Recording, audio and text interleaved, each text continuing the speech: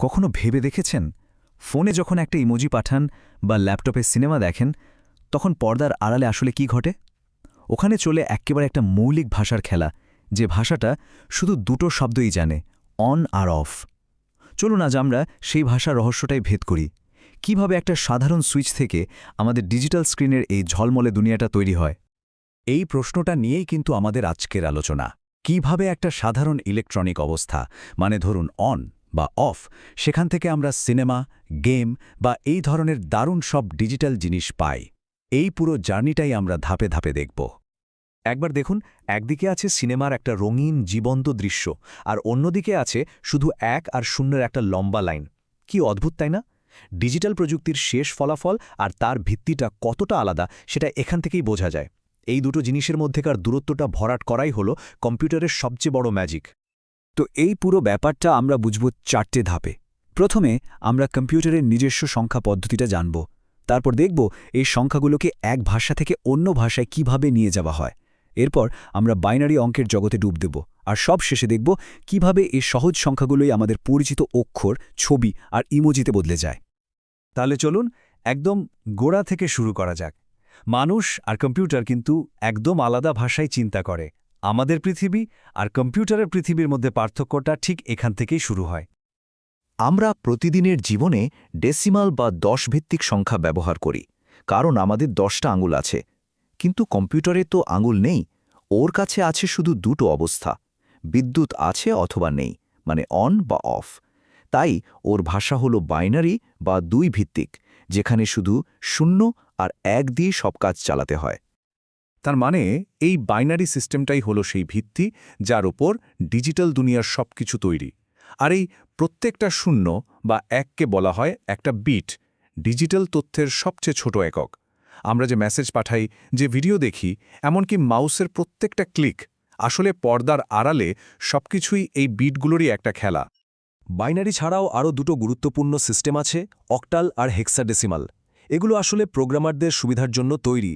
লম্বা binary code পড়া বা লেখা খুব ঝামেলার, তাই এই সিস্টেমগুলো ব্যবহার করে সেগুলোকে ছোট করে লেখা হয়।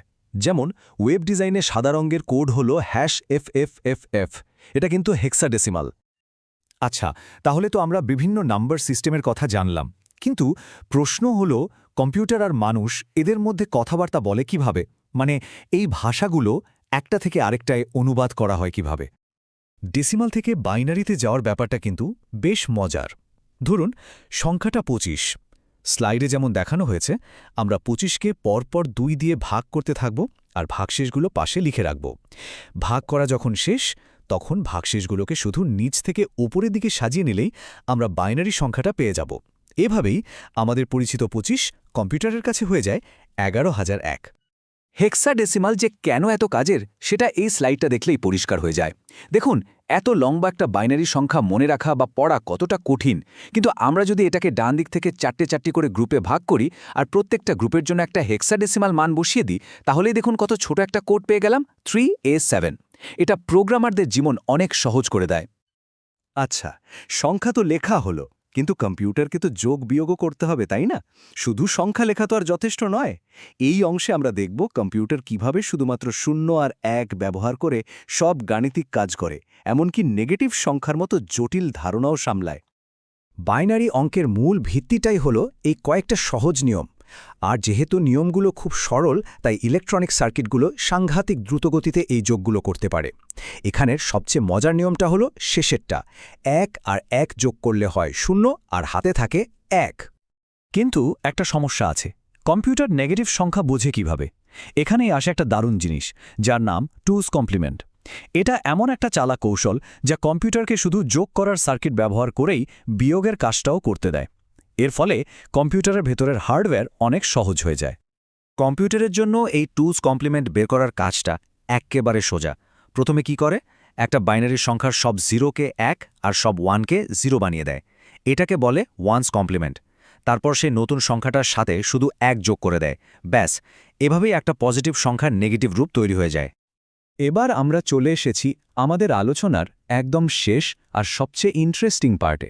কিভাবে এই 0 আর 1-এর প্যাটার্নগুলো শুধু সংখ্যা নয় বরং আমাদের লেখা অক্ষর, নানা রকম চিহ্ন, মানে আমরা স্ক্রিনে যা কিছু টেক্সট দেখি সেগুলোকে তৈরি করে। আজকে ছিল এই ফিল্ডের একটা যুগান্তকারী জিনিস। এটা ইংরেজি বর্ণমালা আর কিছু সাধারণ চিহ্নের প্রত্যেকটার জন্য একটা করে নির্দিষ্ট সংখ্যা ঠিক করে দিয়েছিল। যেমন এই অক্ষরের জন্য একটা নির্দিষ্ট বাইনারি কোড আছে, যেটা দেখলেই কম্পিউটার বুঝে যায় যে এটা এ। এই স্লাইডে কয়েকটা দারুণ উদাহরণ আছে। লক্ষ্য করে দেখুন, বড় হাতের এ আর ছোট হাতের এর জন্য কিন্তু কোডটা আলাদা। এমনকি একটা স্পেস বা খালি জায়গারও নিজস্ব কোড আছে। কম্পিউটারের কাছে আসলে সবকিছুই একটা সংখ্যা। আজকের একটা বড় সমস্যা ছিল, এটা শুধু ইংরেজি ভাষাকেই চিনত, বাংলা বা অন্য কোনো ভাষার জন্য কোনো ব্যবস্থা ছিল না।